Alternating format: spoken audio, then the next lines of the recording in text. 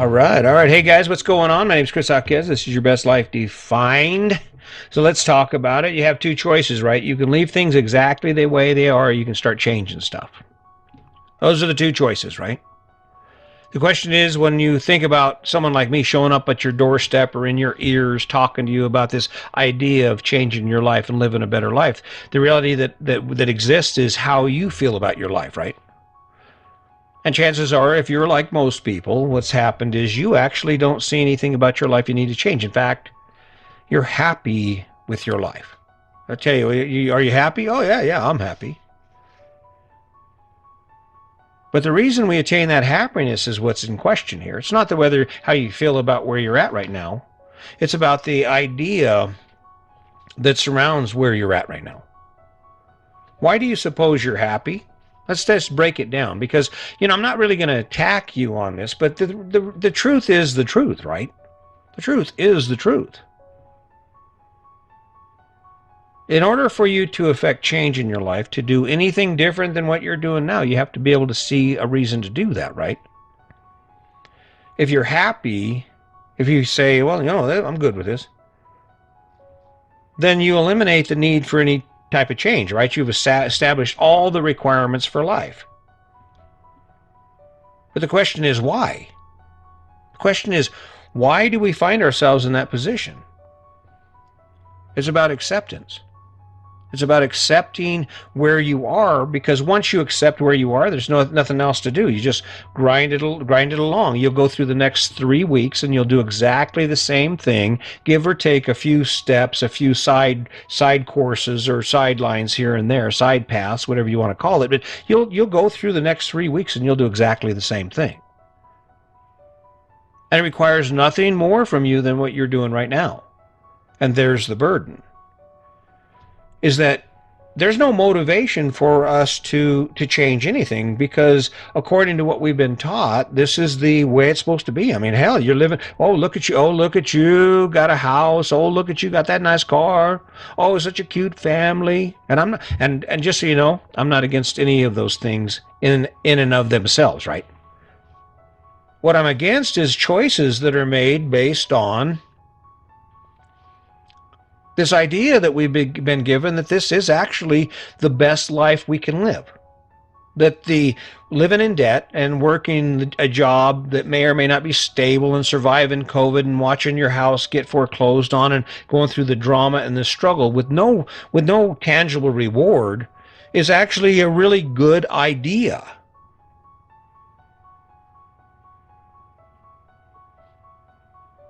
This brings us to the podcast.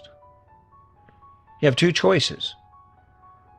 You can accept the fact that you're right where you are, and you will wake up, Thursday? You woke up this morning and you went to work, and you ground it out, and when you got out of work, you did all those things you do, and then you show up at home, and Friday's going to look the same, except for Friday's a little more exciting because it is Friday. You get a weekend to escape the life you've chosen. Oh, damn. That doesn't say too much, and that's kind of my point. But it's either leave it the same or change it. Now, the problem we have is most of us do not actually have the skill set to change it, right? The reason that it was so easy for you to create the life that you live right now is because you have blueprints all around you. The world is full of people who say, oh, no. Just go to the bank and fill out the application, and then they'll qualify you, and then you got to get an appraisal, and then you can get a house, right? And then you can get in debt, right?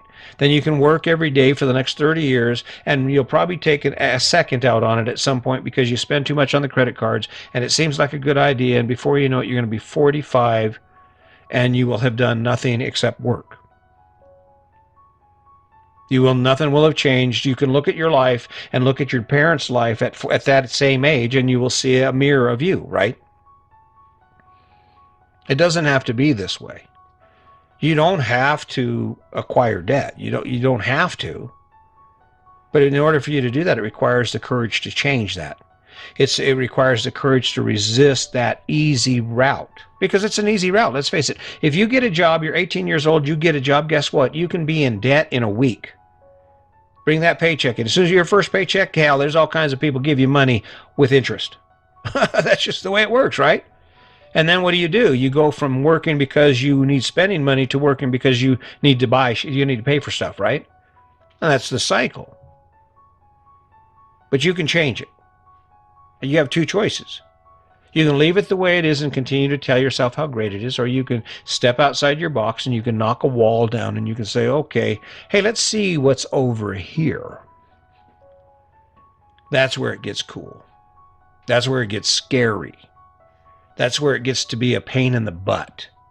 That's where you really get to test your mettle when you talk that big game about all the things you're going to do.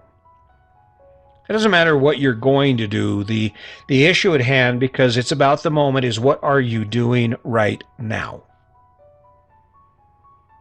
I talk about it. It takes me, I think, for most big ideas, it usually takes me a couple of years for me to get actually from the conversation to the actual action, taking that action, because I'm real careful. The last thing I want to do is screw this up. I talk about, there's parts of this life that suck, but it still doesn't suck that bad considering, right?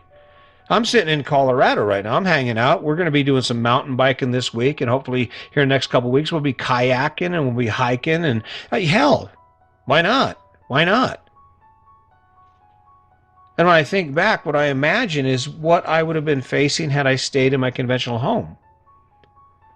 I'd be burning weeds right now. I'd be cleaning the ditch. I would be probably painting the fence. There would be a whole bunch of outdoor work. The gutters would have to be cleaned out. The house would have to be sprayed off. I'd have to deal with the box elder bugs, right? I mean, the garage needs organized. Get my tools off the counter. The winter of working on emergencies piled up on the bench there. And all I'm thinking about the whole time I'm doing that is I want to go mountain biking. I want to go hiking. I want to go explore something, go kayaking, go work on a podcast, write a book, huh? I want to be famous. I'm going to write a book. Leave it the same or change it. That's the choices. Now let's talk about how to change it. I don't know if you've noticed the format of this is changing, because I figure at the end of one of these spills, you deserve the right to know what I'm talking about and how to affect change in your life. So we're taking it to that level, right? So expect this. Let me remind you, what is the first step in affecting change? Picking it. First step in affecting change in your life. First step in creating consistency in action, right? You pick it. Second step in changing your life. Second step in changing your life is build a story around it that makes it of value, increases the value to the point you cannot resist taking that action. Because you're going to need that story. You're going to need that idea in your head in order for you to go on some days. For you to take that action on some days when you found every excuse in the world not to do it, right? You're going to need that image, okay? And you're going to define what things are between you and where you want to be. Where between your relationship now, having the average relationship you have now, and being back to where you were when you first started dating. There are some things in the way of that. There are some things that your partner does. There are some things that you need to do, obstacles that are going to keep you from that you're going to have to change. In my case, my obstacles was a lack of education, and I didn't have any other way to do it. I didn't know any other plan. And that's kind of the problem we have in this trap when we talk about leave things the way they are or change, and when we talk about those two choices, right? There's for some of you who are listening to this is probably the first time you've actually had it laid down to you that way. But that third step about looking at those obstacles, and then the fourth step is act. You wake up every day, you wake up on a regular schedule and you say, okay, this is the thing I can get done today. This is the action I will focus on today. In my case, when it came to my wife, it was about maintaining my self-control.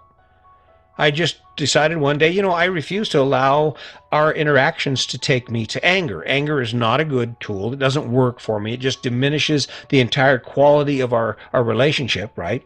So I said, I'm not going to do it. And when we would face those interactions where where I should have been angry and she's expecting me to be angry, guess what? I'm not angry. I just show up and say, how can I help you? How can I help make it better? What do you need, right? freaked her out. Freaked her out because that's not who I was. But that was one of those hurdles, one of those blocks, those stumbling blocks in the way of our having that amazing relationship. Do we have an amazing relationship? Yeah, I don't yell anymore. There's no reason to yell. Now, am I passionate? Yeah, sometimes I get a little passionate. So I have to rein it in, right? Once you execute once, you execute again. See, this is where we get confused. See, if you want to have consistency in your life and achieve your goals, the thing about it is it's execution without exception. Execution without exception. That means it doesn't matter what's going on. It doesn't matter how you feel. There's nothing in the world that will impact your decision to take that action on that regular schedule, right? I do things daily. I work out daily. I do walk and talk daily. I make sure that I learn something every day, right? And then you repeat the process. And you just keep grinding out. And every time you hit that stumbling block where you're thinking, I can't do it, I can't go to the gym, this is hard, you call upon that image. You call upon the image of what will be if you push through it. And I've said it before, the story represents accountability, right?